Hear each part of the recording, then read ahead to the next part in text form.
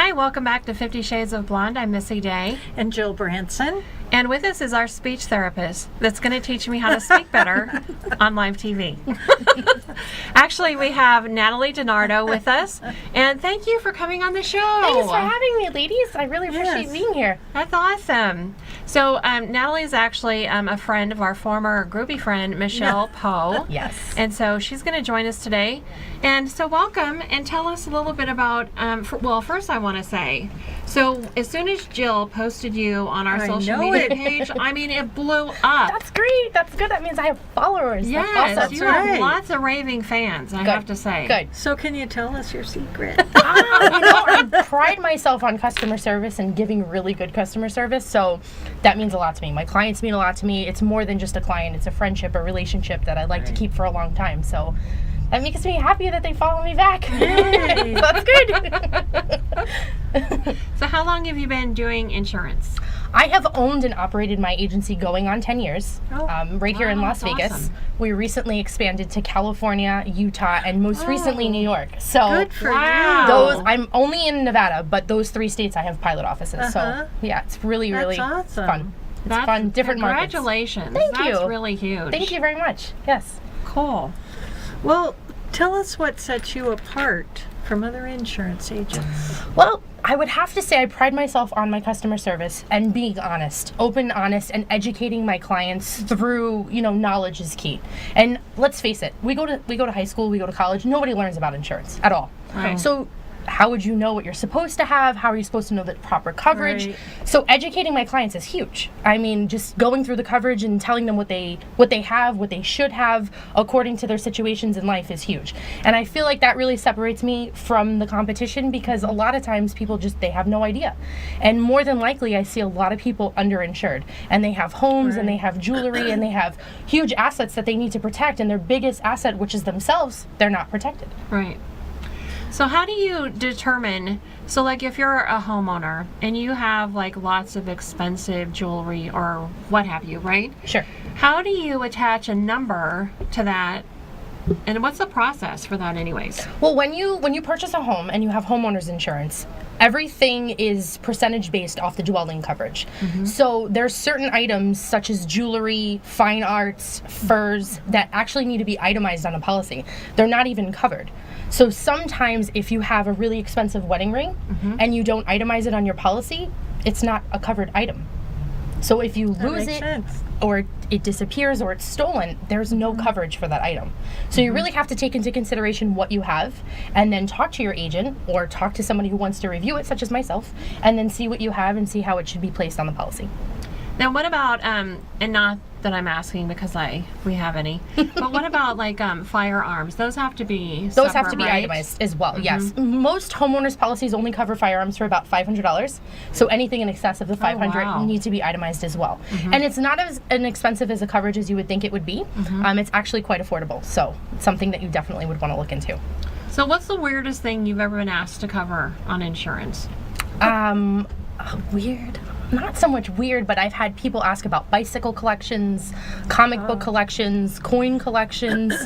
I had an odd question would be, a lady asked me, she had a fur and it was eaten by bugs, and she asked me if that would be covered, and I'm like, absolutely not. No. Yeah, it was kind of weird.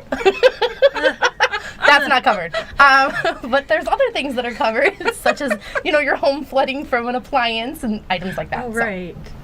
And then renter's insurance, that's really important. That's huge. And there's a huge misconception because people think that renter's insurance is so expensive, and it's quite affordable, and it covers all of your items in your home, in your car, and also when you travel. Oh, when you travel too? Yes. That's So if you travel and the airline loses your bag or they steal stuff out of your bag, just minus your deductible and your stuff would be covered. I had that happen. Yeah, it happens, My unfortunately. bag got stolen. I was a flight attendant and somebody took it out of the overhead bin. It's the worst. And they said, how does a flight attendant get their bag stolen? It happens. That's crazy. There's no discrimination, everybody's right? got a black bag, But right? no, you put them somewhere special? You just put them in the overhead where everybody else's In the is? front, yeah. Oh, that's interesting. Yeah. It happens. Wow. So everybody has a why. Like we have our whys of why we went into business. So what is your why? I wanted to help people. and I wanted to educate people. So my why is I wanted to be here to help everyone. Everyone and anyone that I possibly could, and more or less just educate.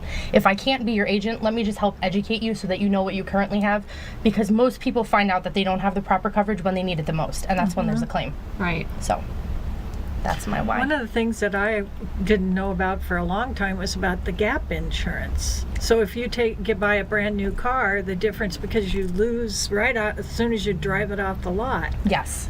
But gap insurance, actually the most affordable gap insurance, believe it or not, is the insurance that the dealer sells. There's nobody that sells it better than them. So if you're going to purchase a new car, you want to purchase the gap insurance directly through the dealer. They have the best coverage Oh, that's good for to the least know. amount of money. Thank you. You're So if welcome. somebody has like several vehicles, right? So, and one of them is like hardly ever driven. Would you say full coverage if it's an older? Because there's lots of like, people say, oh, you should always have full coverage on everything. Is that true? Not necessarily, but it also depends on the age of the car, because certain vehicles can be considered a classic vehicle depending on the age and the value of the vehicle. And sometimes those cars need to be under a separate policy, which would be a classic car policy versus just on a normal policy. So you'd have to take into consideration the type of car and what you're using it for. Here in Nevada, if you have a vehicle that's registered, you're required to keep a minimum of minimum limits on the vehicle at all times. Okay. So you can't, if it's not registered, you can't. Even have if it's insurance. parked. So If it's parked and it's not registered, you can have what's called garaged insurance on the vehicle. But as long as the vehicle is actually registered in the state of Nevada, you are required to carry minimum limits. Oh, I didn't know that either. Yeah, Yes. that's interesting. Wow. If it's registered and you don't have insurance, the DMV will fine you. So you definitely want to make sure that you keep insurance on it. Wow. So I have a question. So, a lot of our neighbors live, obviously, in their homes in the state of Nevada. So is there any ruling or anything, like as far as vehicles? Do you just never have to like get a Nevada license? Not necessarily. If you live here full time, the rule of thumb in Nevada is 45 days. Wow. That's short. It is. It's I very don't quick think process. that's happening. Just I'm gonna not sure say. if that's enforced. Yeah. I'm not enforcing it by any means. That's not me. But Yeah. they're supposed to. So 45 days. So that's interesting. It's quick. That is quick. It's a quick.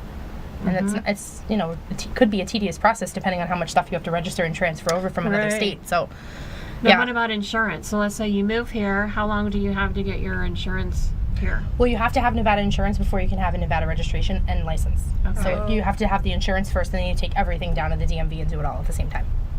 Okay. I kind of remember that 16 years ago. I remember that.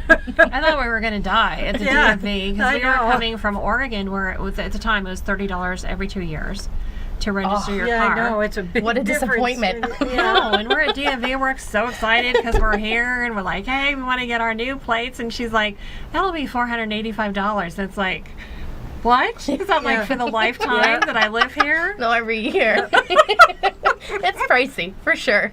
It is pricey. Yes, it is. But I will say, I think insurance rates are really good here.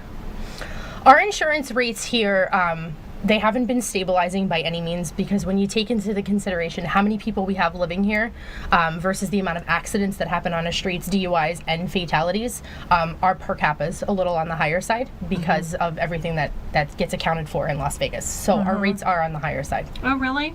Yes. That's interesting. What would you say we're rated? Do you know, like, are we like number 2 in the nation? I or- don't have that number for you I'm or that just curious. statistic, but they are on the higher side. Yeah, sure. Because I'm thinking, like, it's kind of like driving in New York.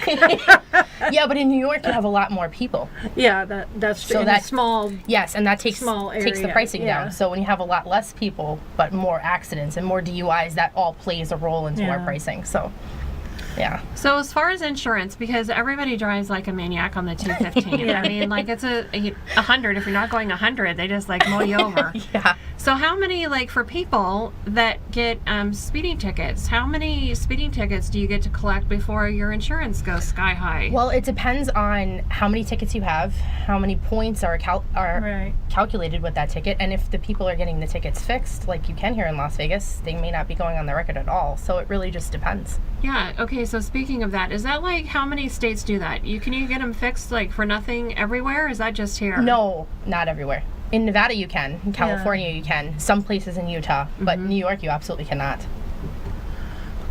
See, that's a good thing. Can we be Watch more your like New speeding. York? Well, that explains a lot then, because if you get a speeding ticket every day and you're paying to get it fixed, then it really doesn't matter, right? Yeah. No, I'm sorry. We're out of time. Oh! I was gonna say, That are was you fun. insinuating that I'm sitting speeding all here the going- time? Excuse me. Okay, so that means wrap it up. So thank you, Natalie, for being on the show today. Thank you so much for having me, ladies. I had a great time. Your information is at the bottom of the screen right there where they can call you or check you out. So if you would like to get more information on insurance, give Natalie a call and she will help you out. I would love to. Stay tuned for our next segment.